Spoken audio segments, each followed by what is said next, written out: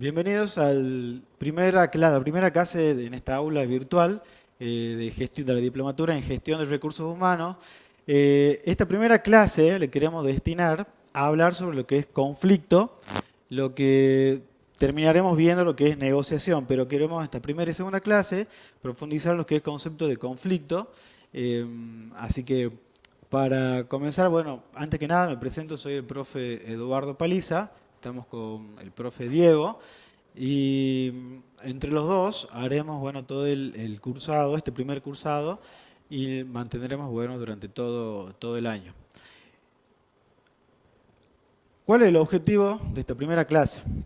Comprender, como vemos ahí en placa, cuál es la naturaleza del conflicto. O sea, entender, cuando hablamos de conflicto, cómo podemos empezar a observarlos, detectarlos en nuestro propio equipo de trabajo, ya sea en nuestras relaciones interpersonales o en nuestras propias amistades, ¿verdad? Siempre nosotros trabajamos sobre la premisa de que el conflicto es algo inherente, ya veremos por qué.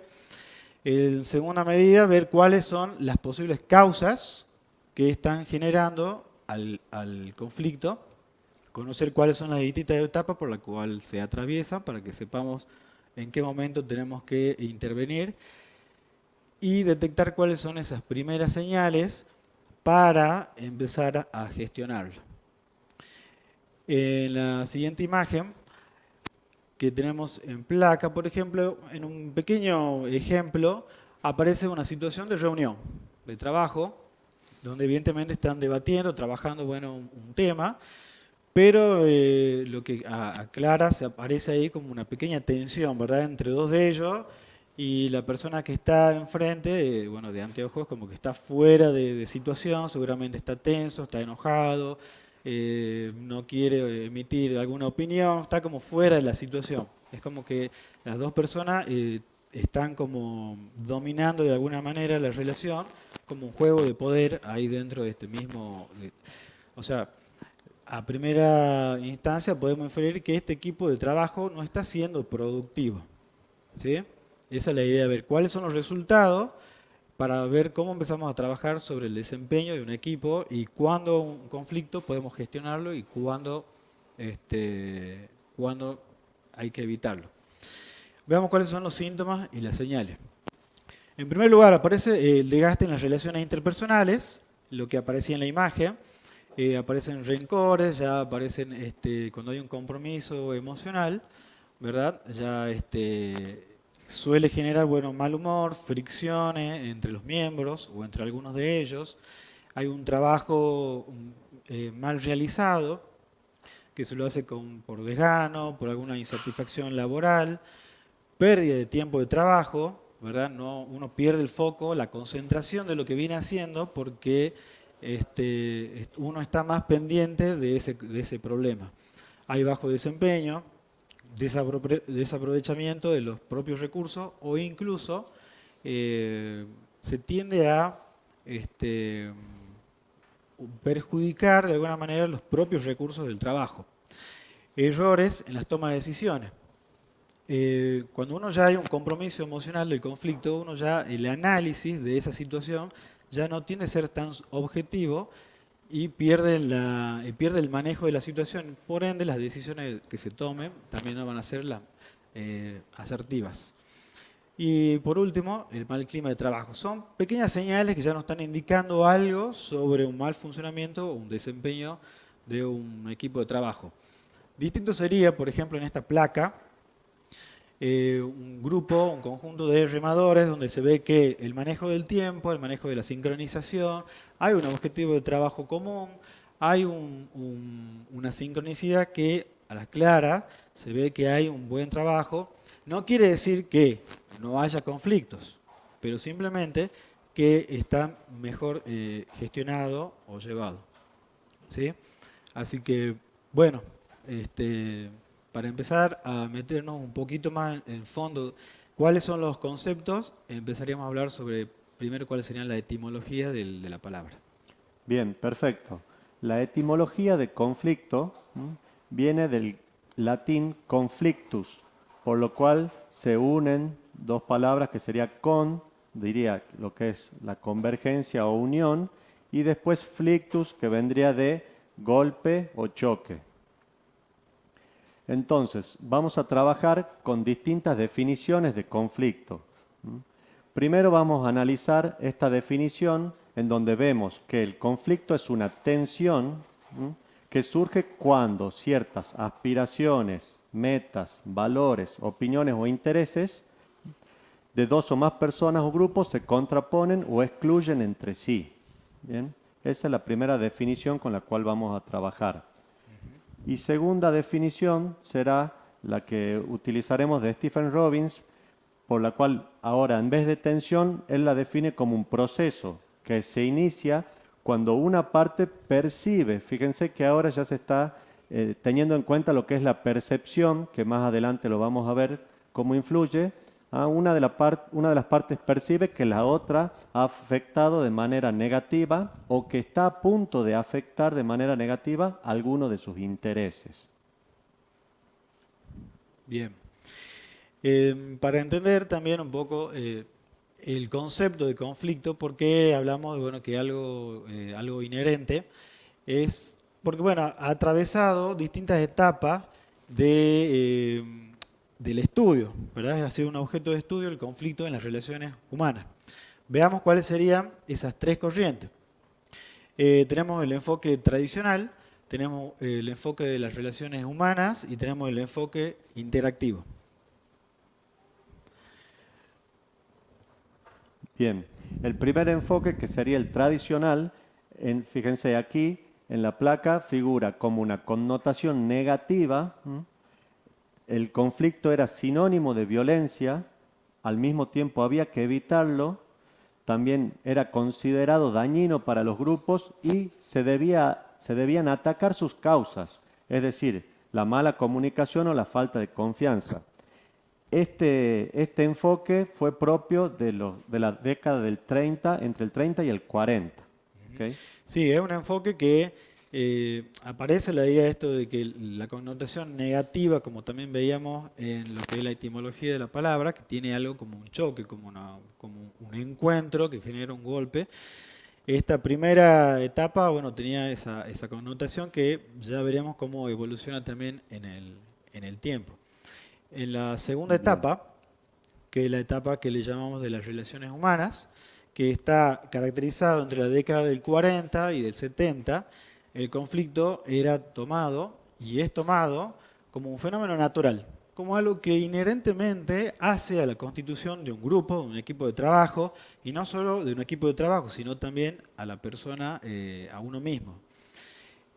Por lo cual es que los que indicaban los estudios de que era necesario aceptar, si es algo natural del funcionamiento de un grupo, era algo que teníamos que aceptarlo como parte del mismo.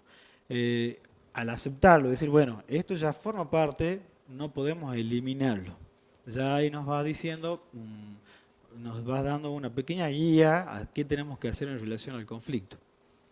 Y por último, bueno, puede beneficiarse trabajando correctamente el conflicto o las áreas o los núcleos de conflicto, podemos generar un cambio en ese equipo de trabajo pensando en el desempeño.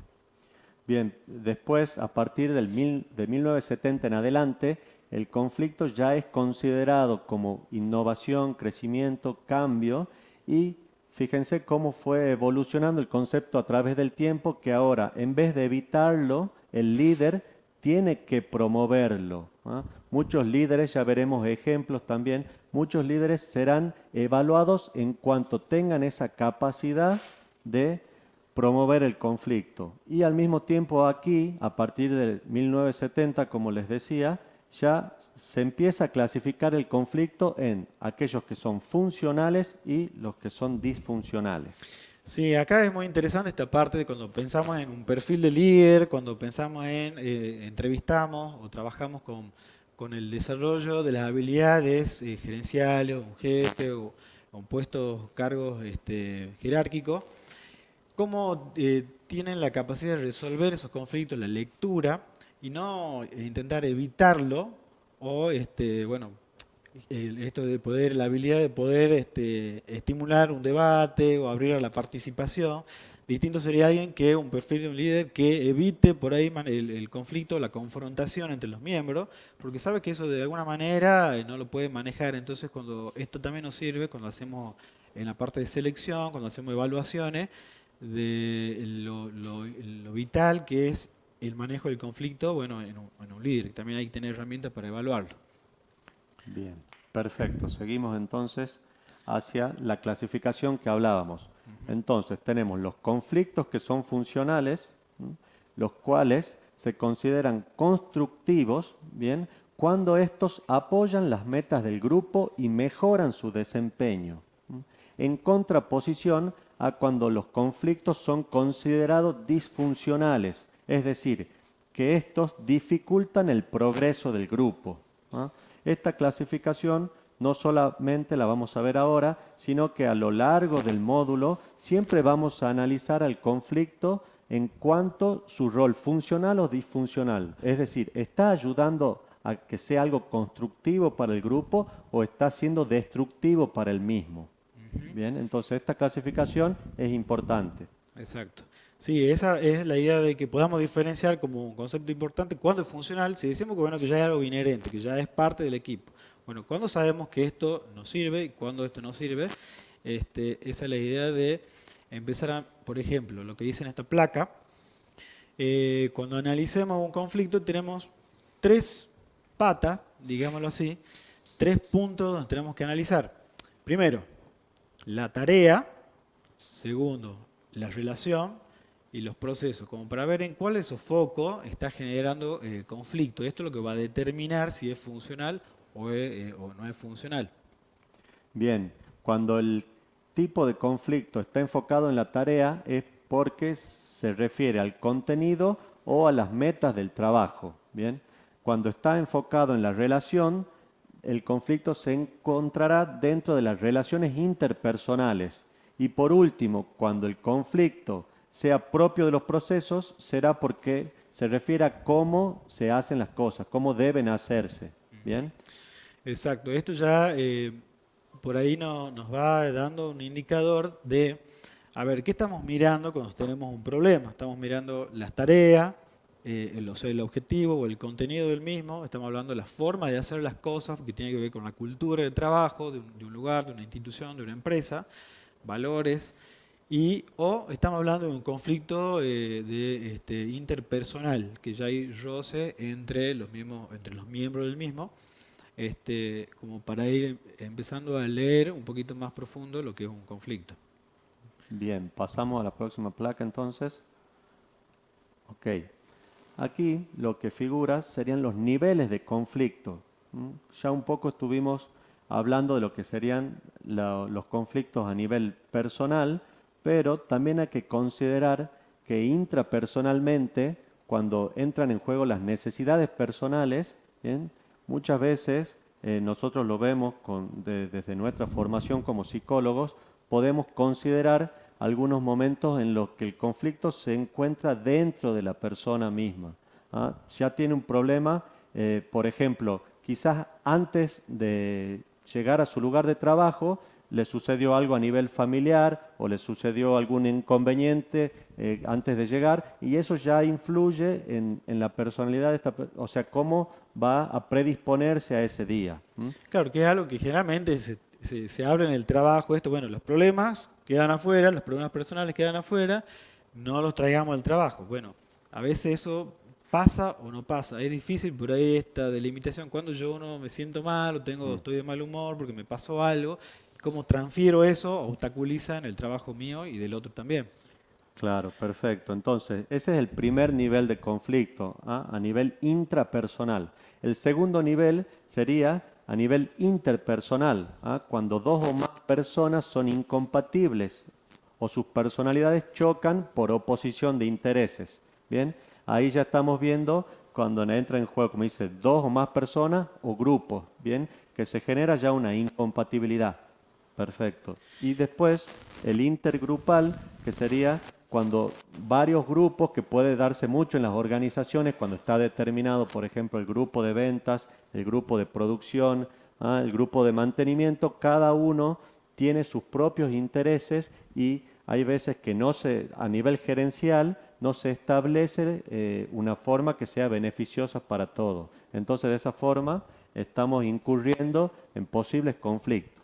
Exactamente. No quiere decir que sea un conflicto disfuncional, simplemente que cada área ya tiene su objetivo planteado y busca su resultado, pero en algunas oportunidades esos resultados, o para concretar esos resultados, deben utilizar los mismos recursos y es donde genera ahí un poco el conflicto dentro de un área. Por ejemplo, producción, bueno, tiene que producir, perdón. Nosotros, recursos humanos, queremos hacer las capacitaciones de esa gente, pero a la Ujú. vez, digamos, o son horas de trabajo o son horas de capacitación. Así Y es. ahí, bueno, ¿qué es lo que pesa más? Hora de trabajo, hora de capacitación, y es donde puede generar un eventual conflicto. Las dos son importantes, pero hay que ver cómo uno lo gestiona y empieza a negociar un poco ambos intereses, ambos objetivos. Bien. Pasamos a la siguiente Pasamos a la siguiente placa. placa. Aquí es donde veremos las 5 etapas del proceso del conflicto. Estamos guiándonos. Ya después les vamos a pasar todo el material. Los alumnos que vienen desde el año pasado ya contaban con la bibliografía de comportamiento organizacional de Stephen Robbins. ¿Ah?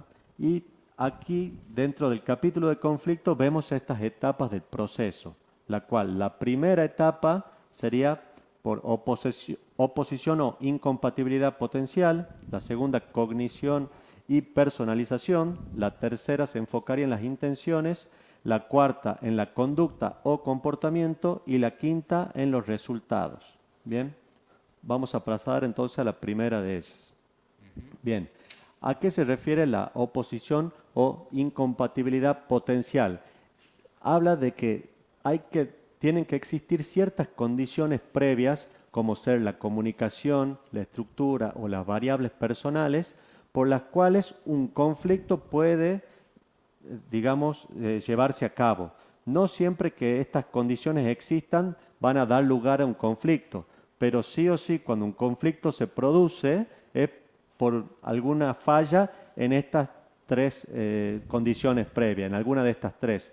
La comunicación puede darse porque hubo una falla en esto que hablábamos de la cuestión interpersonal, cómo se comunican por ahí entre distintos sectores. Estamos hablando siempre de empresas, pero podemos hacer el ejercicio también en otros grupos humanos. Después la estructura, cuando por ejemplo mencionaba Eduardo el ejemplo de la cuestión de que un sector de la empresa tiene ciertos objetivos y se contraponen a los otros, como que uno necesita vender y los otros necesiten producir y entren en disonancia esas metas, ¿ok? Y después las condiciones previas, que serían las variables personales, por las cuales también hay ciertas características de personalidad que a veces por más que exista la buena intención, no se logran, digamos, sacar adelante. Claro, o sea, lo que en esta etapa nos permite ver es si hay una falla por ahí en la comunicación, si una cuestión de oposición por los objetivos de áreas o una cuestión personal, vincular, hay una química o hay algo que no, o incompatibilidades entre las personas o los referentes por ahí de cada área. Bien. Esa Pas- sería la la primera primera etapa. etapa. La segunda es la cognición y personalización, por lo cual no es lo mismo un conflicto percibido que un conflicto sentido.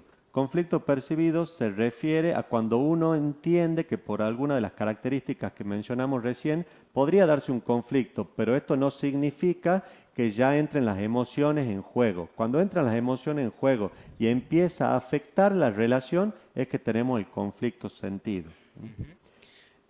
En la siguiente etapa, cuando ya decimos que hay una implicación emocional, ya inmediatamente ya no estamos dentro del problema, ya formamos parte, somos parte de él y empezamos, en la tercera etapa hace alusión a nuestra lectura de ese conflicto. Cuando ya empezamos a ver el comportamiento del otro, si está, por ejemplo, le vemos intenciones de competir o le vemos con actitudes de colaborar, si hay algún compromiso, o esa persona intenta evitar el problema, ¿no? Por ahí una reunión o algo que tenemos, algo importante que tenemos que hablar, y esa persona huye, se va.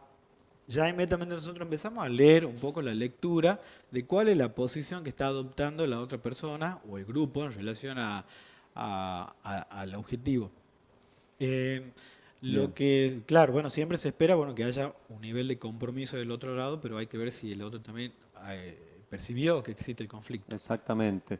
La cuarta etapa sería el que tiene que ver con el comportamiento o conducta, por la cual, por un lado, se analiza el comportamiento de las partes, como decía Eduardo, que se ven las intenciones y después la reacción del otro. Todo eso va a influenciar, a ver, muchas veces, bajo otras perspectivas, aquí es donde el conflicto comienza a exteriorizarse. Bien, muchos análisis partían desde esta etapa, cuando el conflicto ya se hacía evidente. Lo que nosotros queremos empezar a analizar es desde antes, cómo se dieron las condiciones previas para que ese conflicto encuentre un lugar para desarrollarse. Exactamente, o sea que de la etapa que venimos viendo hasta esta, antes todo era a nivel implícito, ¿no? No aparecía nada, era todo un nivel lectura, pero ahora es como que ya hay una reacción, ya sea nuestra o del otro lado del mismo. Y por último, bueno, ¿cómo impacta esto en el resultado? Que ya también es un observable, como veíamos al inicio de la clase. Si vemos que esto impacta negativamente o impacta positivamente en las relaciones, en los vínculos, en la tarea y en la manera de desarrollar el trabajo. Bien. Resumiendo, entonces, para que vaya quedando clara la idea de esta primera clase, sería, el conflicto entonces no es ni positivo ni negativo. Intrínsecamente no le podemos asignar una condición de per se positiva o negativa. Va a depender de todos estos factores de lo que estuvimos hablando. Ujú. O sea que pensar como algo natural. Hay conflicto en el trabajo, hay conflicto en lo familiar, hay conflicto a nivel interpersonal. Bueno, hay que analizarlo, empezar a ver estos recursos teóricos que tenemos, estos conceptos, y no evitarlo, sino hay que ver cuándo es el momento más asertivo de trabajar sobre el conflicto. Bien, como dice la placa, entonces es parte natural de la vida. Si bien hablábamos de los líderes que los promueven, nosotros también tenemos que tener cierta capacidad de poder lidiar con ello y promoverlo en los casos en que sea necesario hablar de este conflicto constructivo, de este conflicto funcional. Ujú. Tenemos que pensar también que el objetivo de trabajar, bueno, un conflicto es que siempre va a ser la fuerza y el motor por el cual un equipo puede posibilitar el crecimiento de sus miembros, no solo de sus miembros a nivel individual, sino como equipo, como constitución de una organización, pero a la vez, si eso no está bien gestionado, puede generar lo contrario, que es eh, dilución de ese conflicto. O sea, lo que veníamos trabajando entonces es, todo está en este manual, no sé si se ve ahí bien, el manual de Steve Robbins, está en PDF, este ya lo vamos a tener colgado seguramente ahora en el día después de esta clase, con la guía de lectura, Así un es. trabajo práctico que van a tener que realizar a partir de esta primera parte teórica, eh, un análisis Bien, de un video. y analizaremos para que ustedes ya vayan acostumbrándose a ver con otro tipo de ojo clínico cuáles son los conflictos, cuáles son los tipos, cuáles son los niveles, cuál es el enfoque que predomina. Vamos a hacer un análisis de un video. Así Bien, que lo invitamos entonces a leer la bibliografía que pondremos después de clase, tratar de poner en práctica esto en la vida diaria de cada uno. Me parece que hay bastante, los conceptos son sencillos como para empezar a trabajarlo, y cuáles son el análisis de un video para que ustedes nos entreguen la próxima semana. bien, perfecto. Entonces estaríamos terminando. Nos encontramos en la próxima clase. Esperemos que estén todos muy bien. Hasta luego.